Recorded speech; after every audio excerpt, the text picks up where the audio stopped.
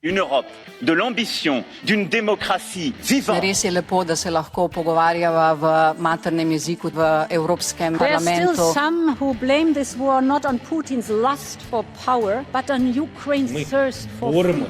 Nie prosto za sebe. Państwo wiecie, a za Polska te, żeby Europa... realizuje swoje zobowiązania wobec NATO w dwójnasób, jeśli chodzi o... Evropska? Četrt.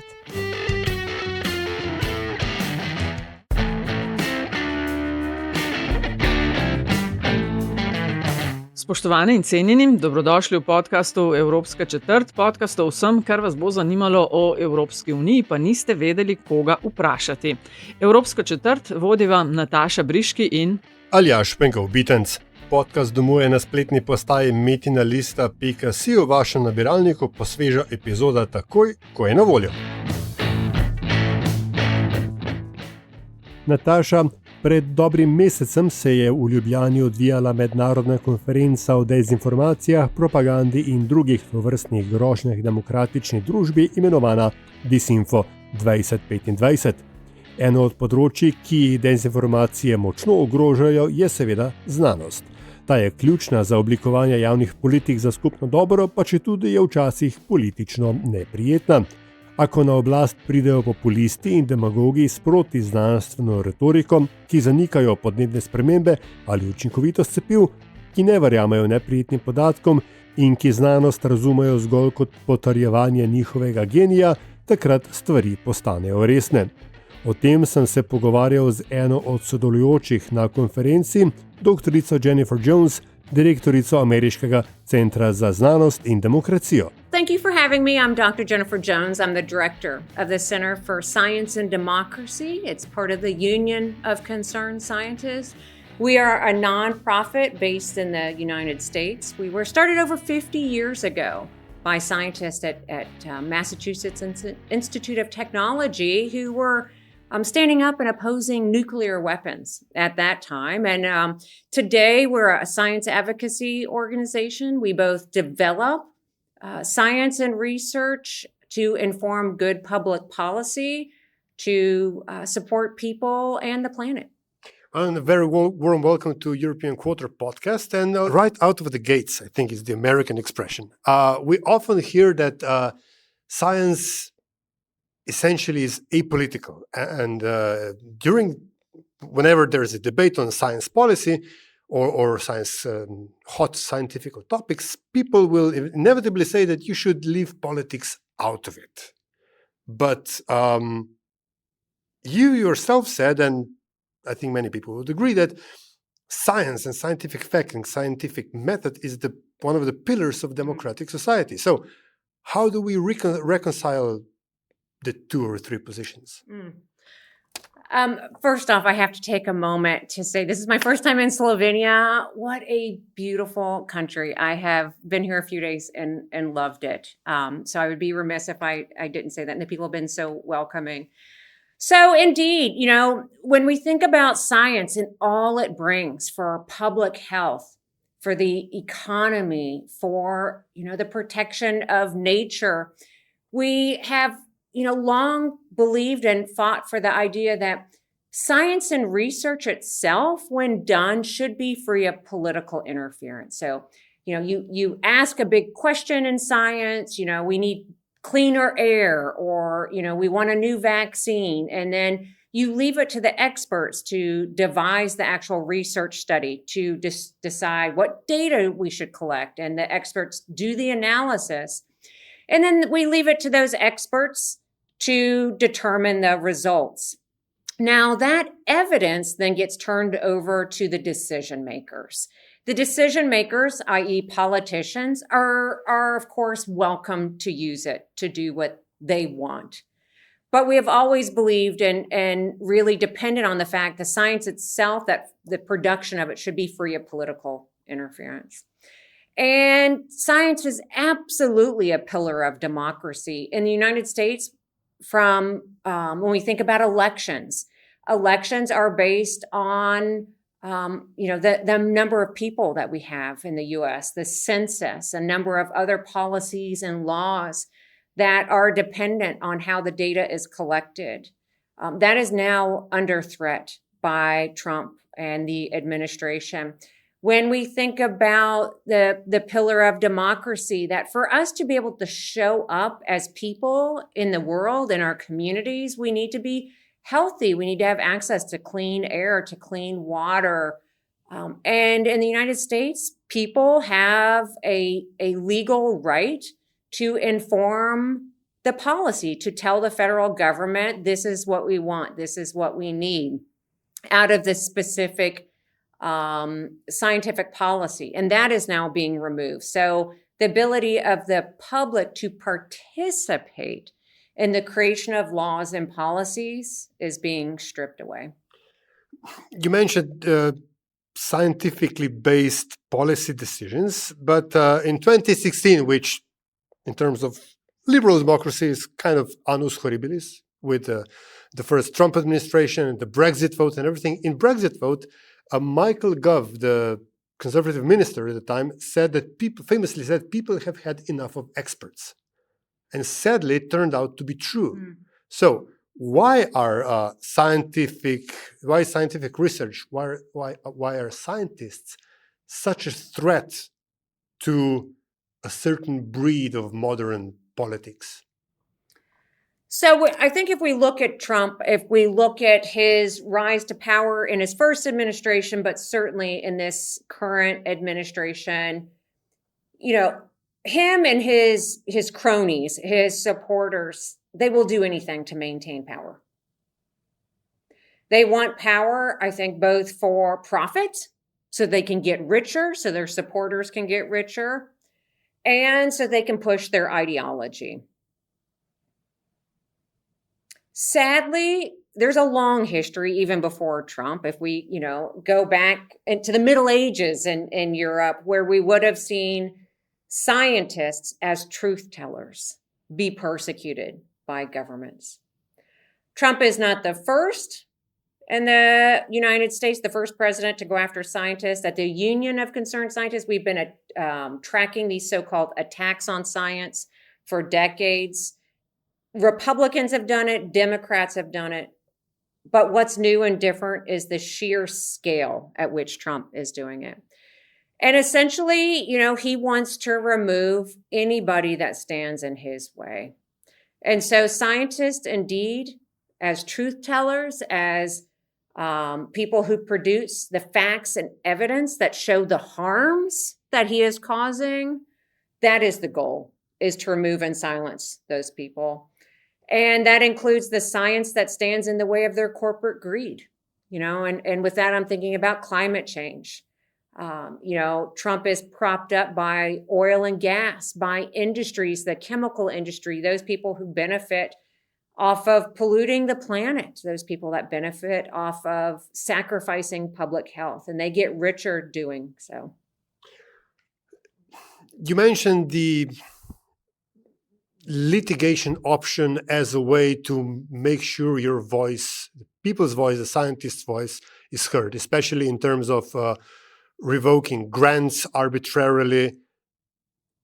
Is science, specifically in the US, but I fear this pattern is being replicated throughout the Western world in one way or another, is science protected by due process? I mean, should it be?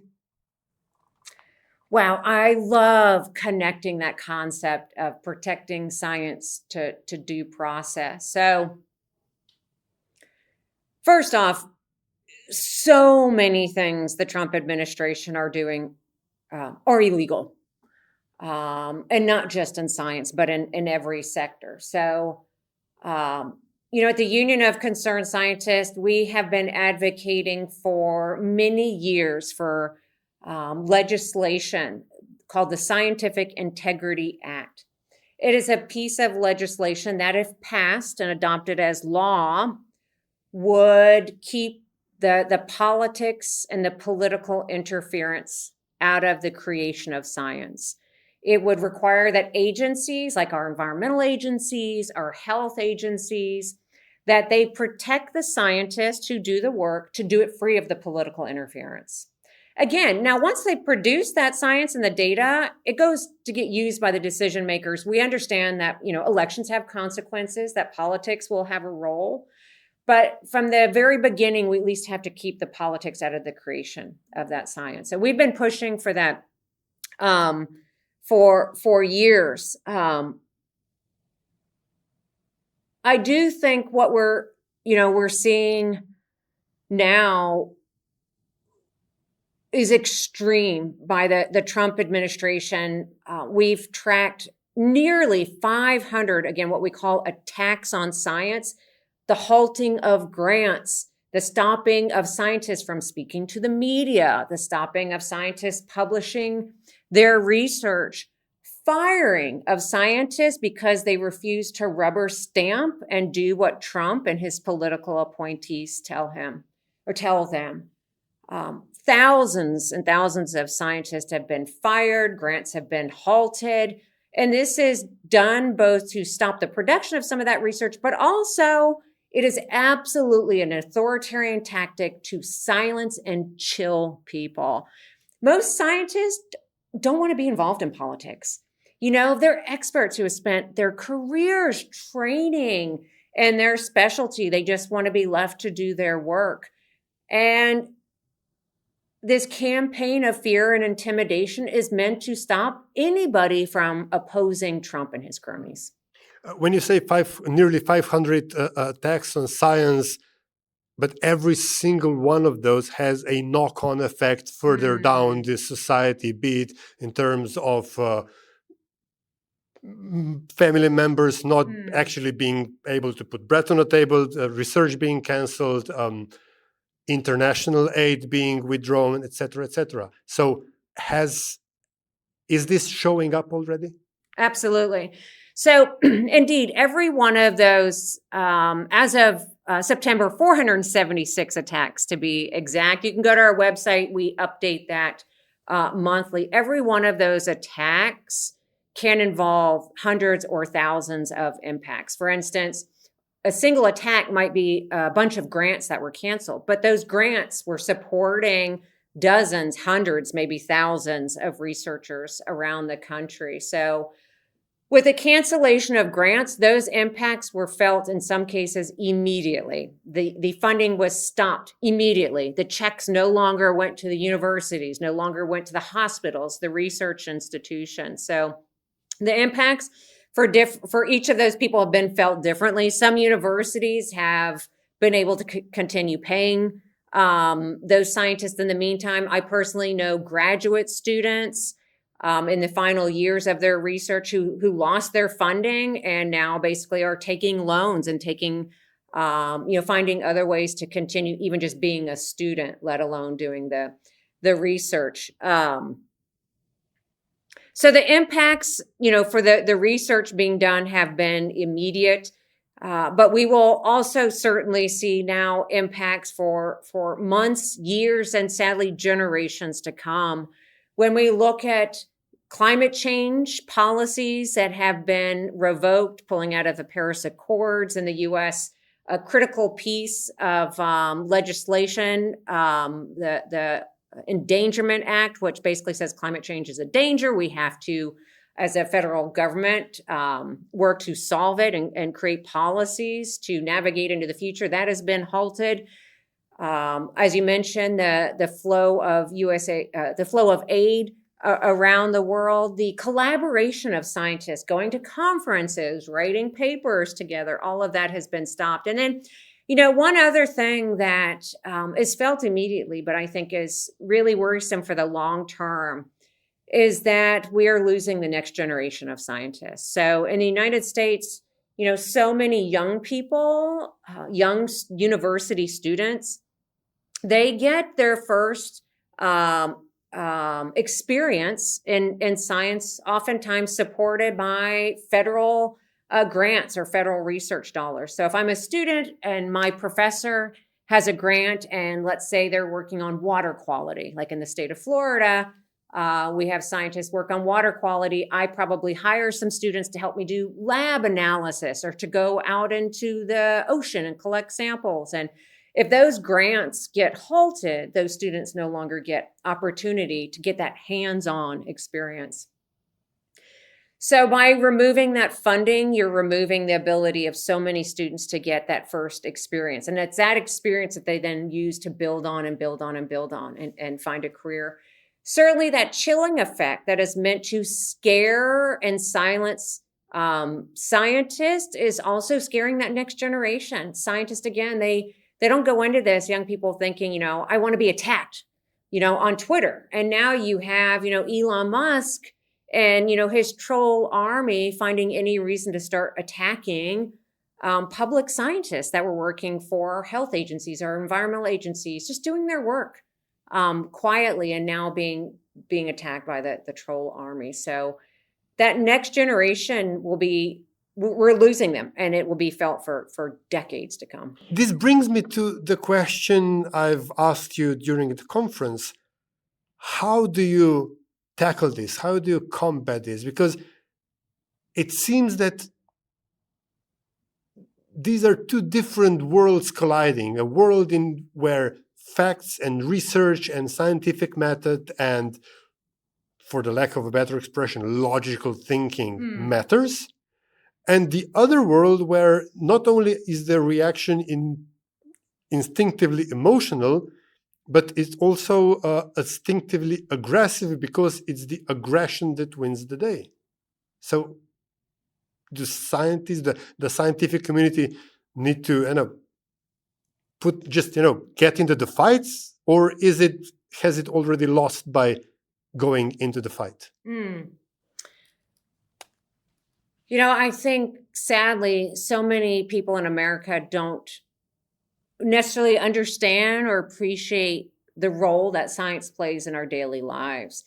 It is happening behind the scenes, yet every one of us is the beneficiary on a daily basis. Again, clean air, clean water, those policies that require clean air are the result of federal science, of producing the science showing that industry is polluting the air, that air is causing asthma and cancer and so many bad health impacts. That hurts people. And then, of course, all the other knock-on effects. As people get sick, they can't go to work. That hurts the economy, et cetera, et cetera. And so whether it is the safety of our food, food inspections, foodborne illness outbreaks, the development and approval of new medicines, of new vaccines. So much of that is being done behind the scenes that many of us don't appreciate it. I think it'll become more obvious if in the coming months and years we see what the world looks like without that science, because we know what it looked like before. If we go to the decades before we had the Clean Air Act, before we had the Clean Water Act in America, you could have gone to an American city and the air would have been brown. It would have been full of pollution. It would have, again, made you sick. It would have burned your lungs. You could have gone famously to the city of Cleveland, Ohio, and you would have had the Cuyahoga River on fire, flames literally as the pollutants are burning off. And so it is through science-informed policy that we cleaned up there, that we cleaned up the water. And as we now see Trump harness this, basically using a form of populism and bringing together different sectors who all support him for different reasons now, they're able to halt that science. And so, again, we can think about sort of the oil, gas, chemical industry. That's one group of people who, they just want to profit, right? So science that shows that pollution makes you sick and climate change is bad, they want to stop it because it gets in the way of their profit. Then you have the other groups that are conspiracy-minded, people who oppose vaccines. And so that's another group that's driven by ideology. And so when we think about, and all of those folks have come together, Trump is working with all of them in different agencies to collectively impact, federal science as we know it. So when I think about, how do we tackle this? Well, first off, recognizing that it is coming from different fronts. Recognizing that this administration has and is using disinformation in such a way that we've never seen. The sheer lies, really, like you said, harnessing that emotion. Also illegally using government resources to push his propaganda. Right now, the United States government is closed. We're in the middle of what we call a government shutdown. Congress has failed to approve a budget, so the government is shut down. Federal workers have been sent home except for critical personnel that like staff airports and things like that.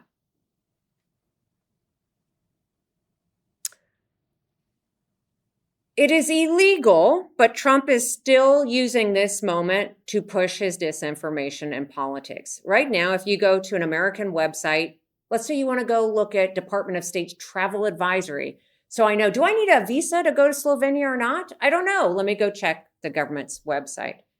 Right now, if you go to the website, you will probably see on the top of it a big red banner that is highly political, and it says something to the effect of the left-wing Democrats have shut down the United States government. That should not be happening.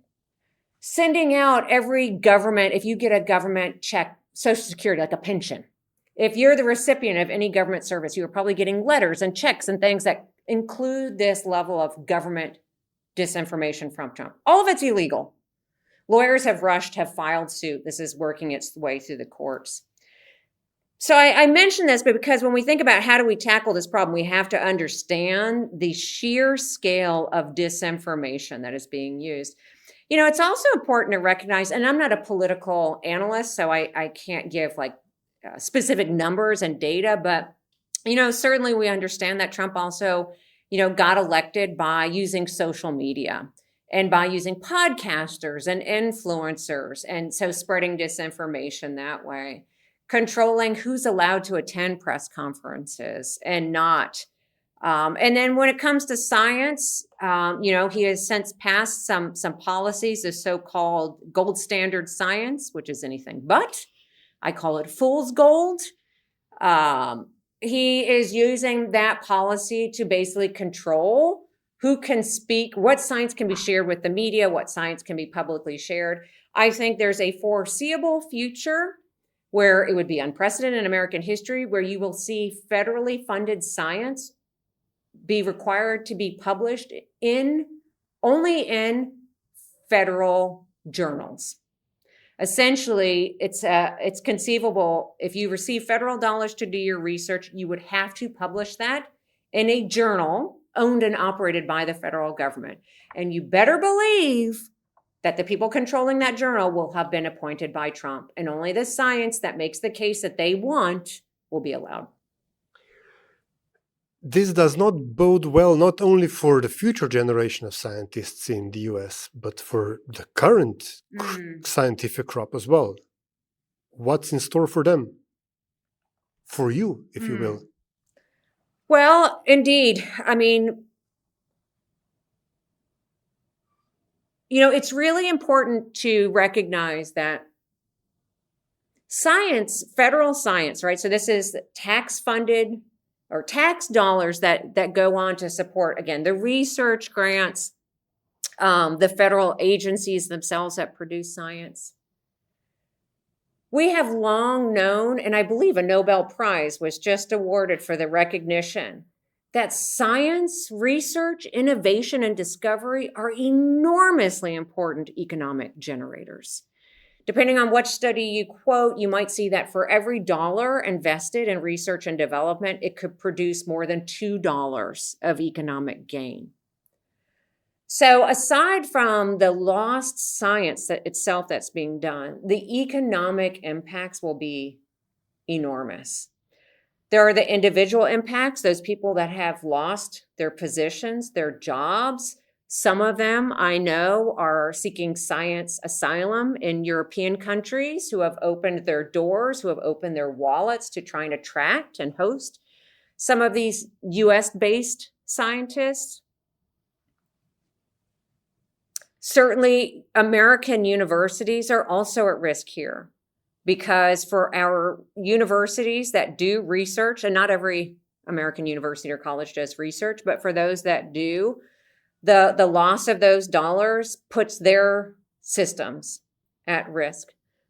Some of those gaps might be filled through fundraising, private monies, foundations. But again, the larger economic development that happens will be lost. So we have the current loss of those monies, of those positions.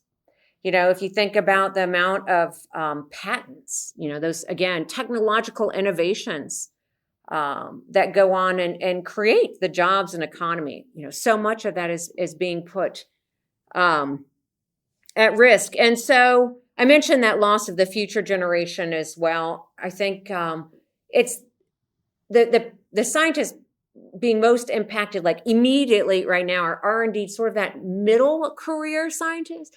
Your younger folks are going to lose future opportunity. Your older scientists are probably in a position or in a senior position at a university, or they're probably winding down their career regardless. But that middle generation, I don't know.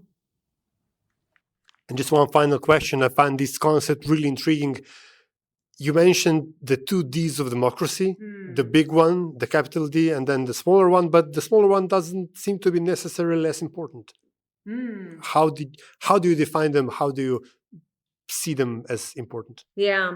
So I lead the Center for Science and Democracy, right? And we start with the belief that science really is a pillar of democracy.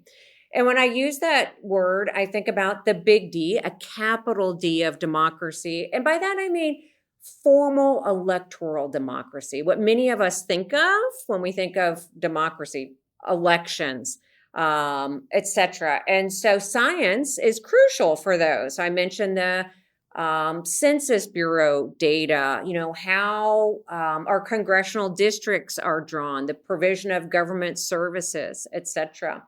are part of that formal D, the capital D democracy. But on a daily basis, most of us are totally dependent on federal science to produce what I call that little d of democracy, the small d. And again, that is how, you know, our clean air gets delivered, our clean water gets delivered. And so the little d of democracy recognizes that the federal government is meant to be held accountable by the people. And we do that one way by showing up to vote on election day. But for the little d of democracy, there are many ways that the public legally has a right to show up and influence government operations. And so when we think about an agency is going to now put in a new rule about how clean air will be measured or how water quality would be measured, the public has a right to provide input, to share their personal experience, to share data they have collected, to say, no, we don't want that. No, this is going to hurt us. And it has been a critical way that the American public has been able to weigh in on these policies. We've produced research that shows how those rights are being stripped by the administration. They are basically imposing policy without consulting the people. And what that means is the policy they're imposing has oftentimes been written by the industry and the polluters themselves.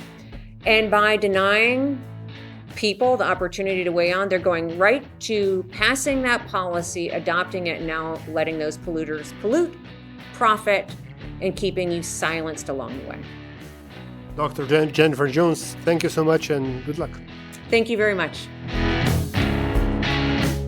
To je bila torej Evropska četrt. Hvala za vašo pozornost. Predlogi mnenja, zelo dobrodošli. Hvala tudi za pohvale in kritike, ki jih delite z nama, in res hvala za investicije, ki jih namenjate razvoju in produkciji naših vsebin. Avtor glasbene podlage je Peli iz podcasta Opravičujemo se za vse nevšečnosti. Če vam je bila današnja epizoda všeč, bo seveda pomagalo, da naj jo najde še kdo, če naj jo ocenite pri vašem izbranem podcast ponudniku. Sicer pa hvala za vašo družbo in se slišimo spet kmalu.